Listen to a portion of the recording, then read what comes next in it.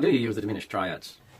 Hi everyone, I'm getting my video chops up, so I've got better lights in here and I'm trying to get another camera into it, and God knows if it's going to work. Today's lesson is going to be on the magical, mystical, diminished scale. The diminished scale is an incredible connector of everything. And I remember I was about 22 years old. I was in New York. I had a lesson with the piano player Kevin Hayes. And he said, "Man, do you know the diminished scales?" I said, "Oh, kinda." And he goes, "Learn the diminished scales. That's what you're here for." He said, "They connect everything." And they do. So today I just want to talk about the diminished scale, how to use it, the triads that come off it, and how to abstract it so it doesn't sound like you're just playing a scale or a shape or a lick, but you're morphing the colors of it, looking at it through squinted eyes and just making it bend to your will, or funneling it through what you hear, or using it as a stepping stone to get to something that you hear. So let's check it out. The diminished scale. This is the diminished scale starting on C. It's going to be a semitone, whole tone, or we say half whole, half step, whole step. Diminished scale is this. Semitone, tone, semitone, tone, semitone, tone, semitone, tone. Okay, this is the scale.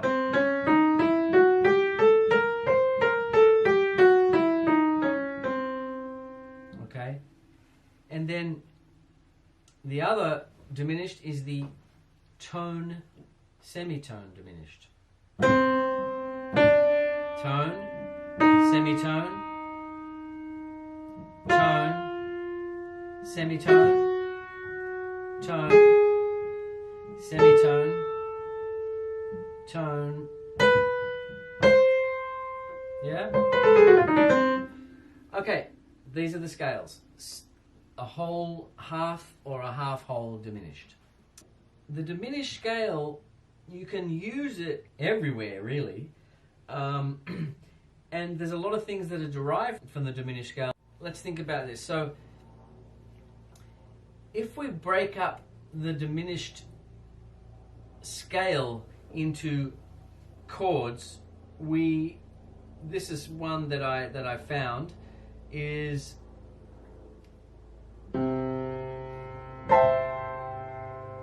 so we're taking the diminished scale and we're going to make chords out of it that we can use. So we get these chords: C, down in minor thirds, F sharp, A flat, E flat, C. We also get these minor chords.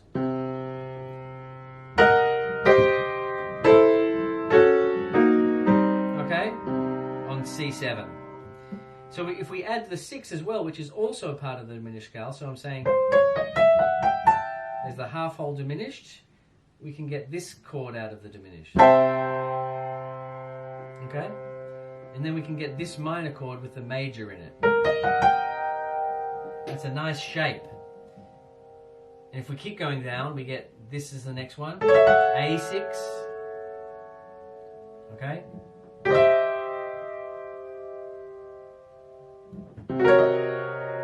F sharp 6, A minor with the major in it. Okay?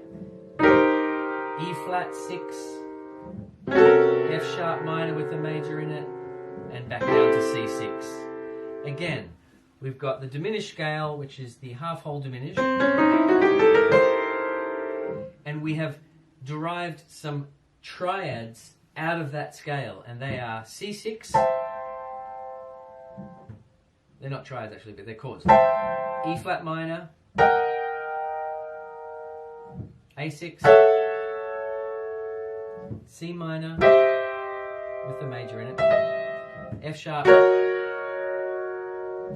A minor, E flat 6, F sharp minor, C6, okay? and we get this sound.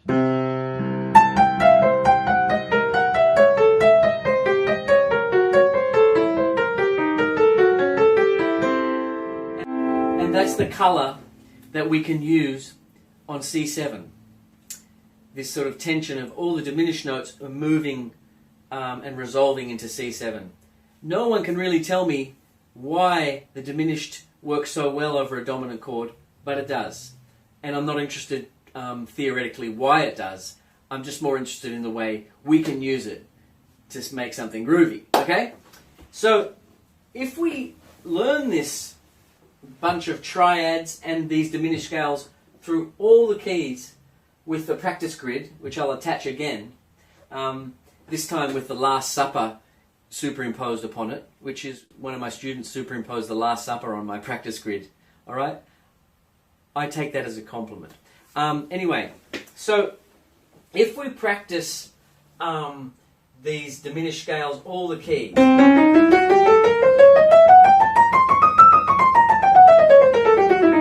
F,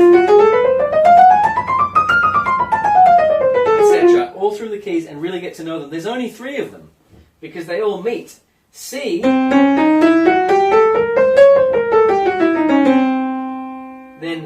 that's the half hole. The half hole on E flat is the same one. And the one on F sharp is the same. Okay, they're all the same. And a lot of you guys will know about the diminished, okay?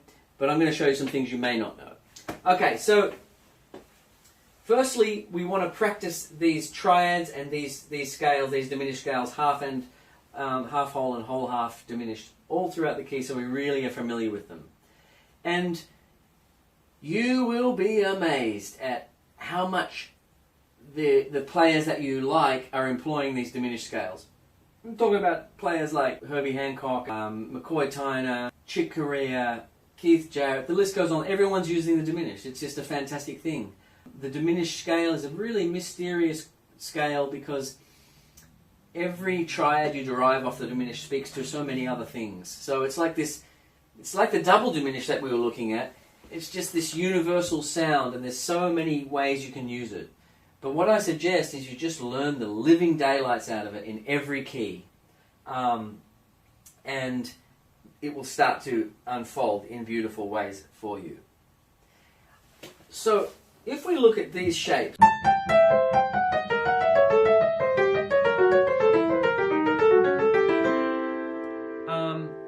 we can start using those things in our soloing as well.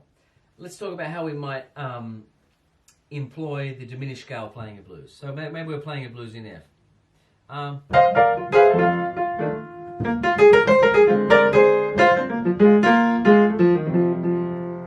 On this dominant going up to the 4 chord, we could go. So I went. And that's the diminished scale.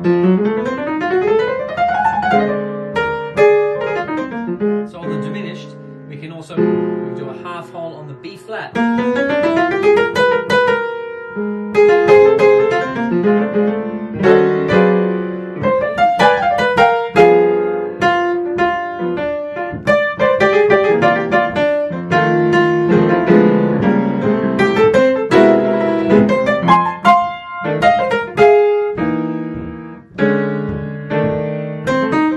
Here we go.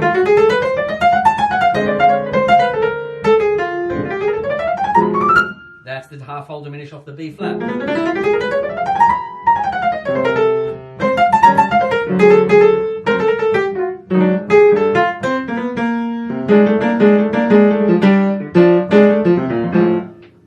We can do that, but we can also think about all these shapes, these triads and chords that come off the diminished scale, that are derived from the notes in the diminished scale. So in F, we have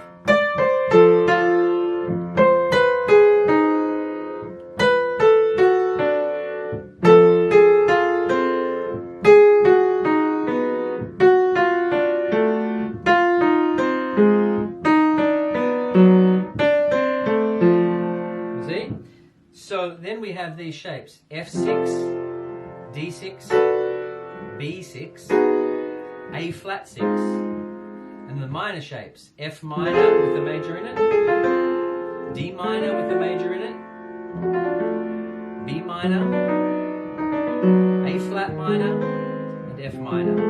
And all these colors are going to work in the blues. So let's see if I was just playing an F blues and I wanted to put on the 1 chord, the F chord, so I wanted to use some of these shapes. Let's see.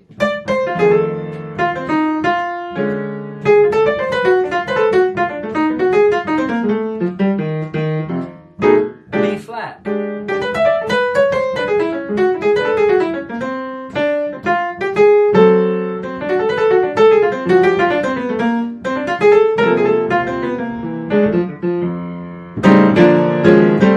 So I'm going, I've got F, D, B, A flat. I can mess around with those triads on F blues? Yes. Beautiful.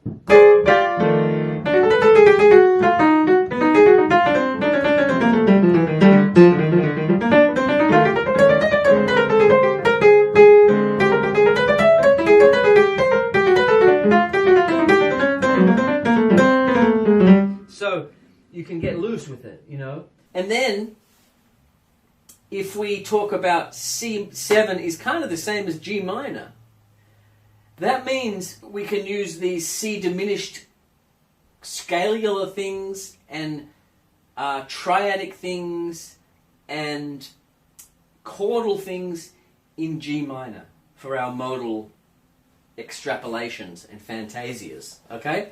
So that would mean if we're vamping in G minor,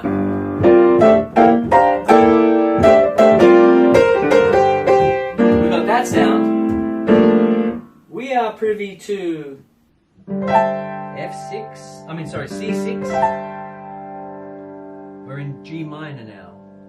But C7 is the same as G minor, so we've got C6, A6 on top of G minor, F sharp 6 on top of G minor, E flat 6 on top of G minor, and back to C6. So it's basically these 6 chords down in minor thirds.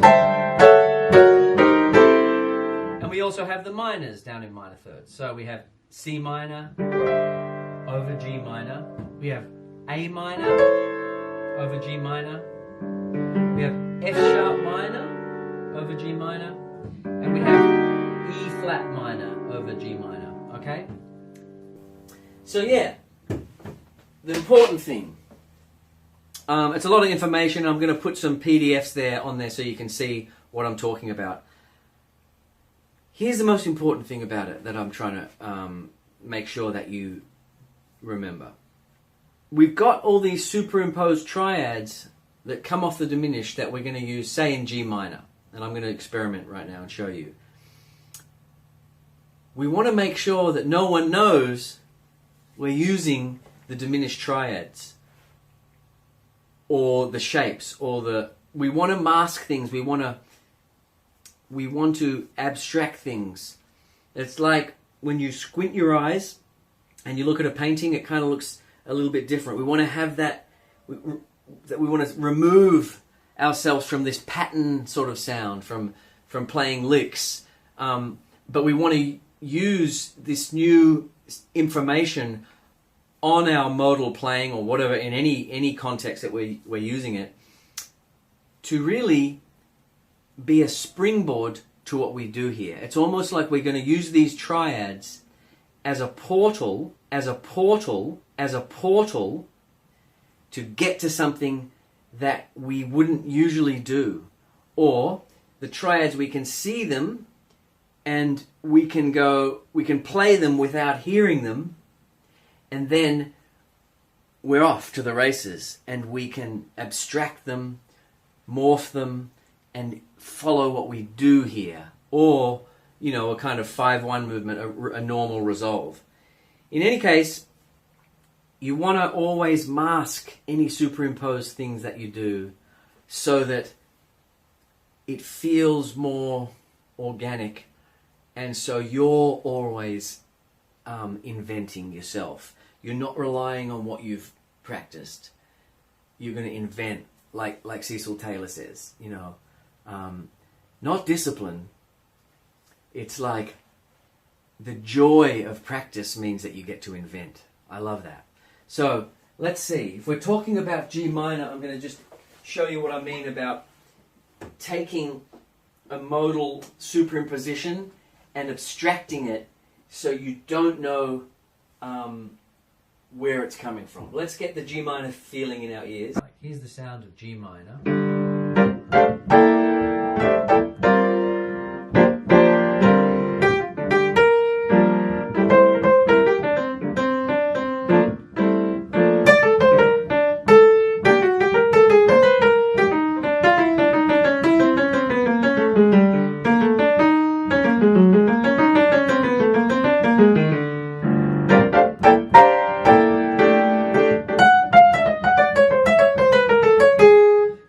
Like outlining this A6 here,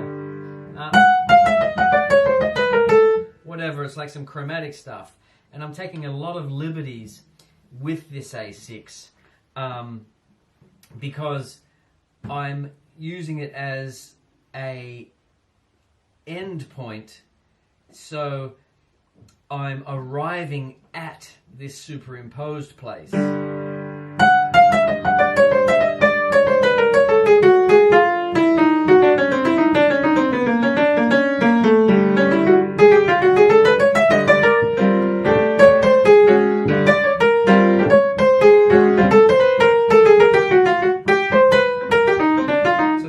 Messing around with the E flat. The E flat 6 over the G minor.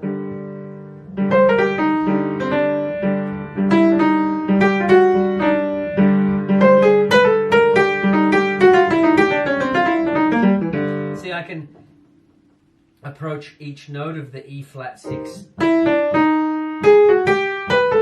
if I want, or I can kind of circle around it, and whatever way you want to abstract it. It's just kind of fun to use these shapes as arrival points.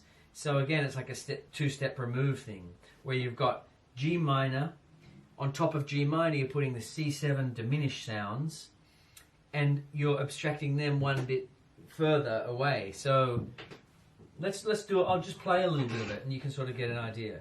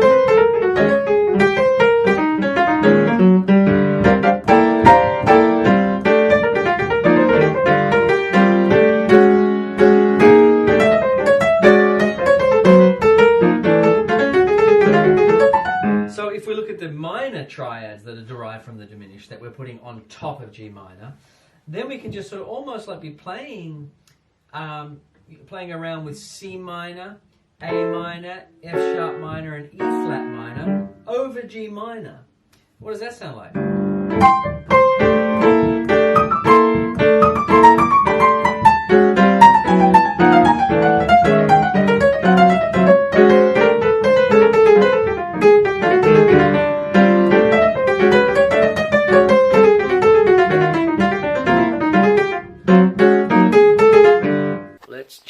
Check it till you wreck it. Check it till you wreck it.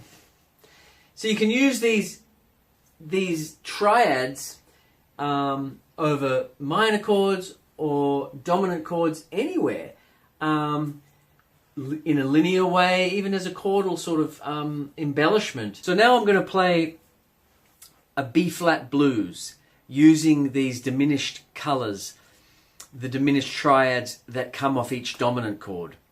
So in B-flat 7, I'm going to play a blues in B-flat 7. on the 1 chord, the B flat 7 chord, I'm going to be playing G6, E6, D flat 6, and B flat 6. And likewise, B flat minor, G minor, E minor, and C sharp minor. All these colors are at my disposal in the B flat, and I'll transpose into the E flat, and even on the F. Another interesting thing that I've checked out with John Coltrane, is that he'll outline very simple triadic sounds, maybe with the 7 chord, even with the 7 in it. So he'll really outline the blues with triads and then jump to some outness, some superimposed thing, some sort of pentatonic thing. So I'm going to do a bit of that, where I'm going to outline in this almost like a fairy tale folk-like way, and then switch directly after that. That's a tension and release that I'm going to create. All right, so it's like this.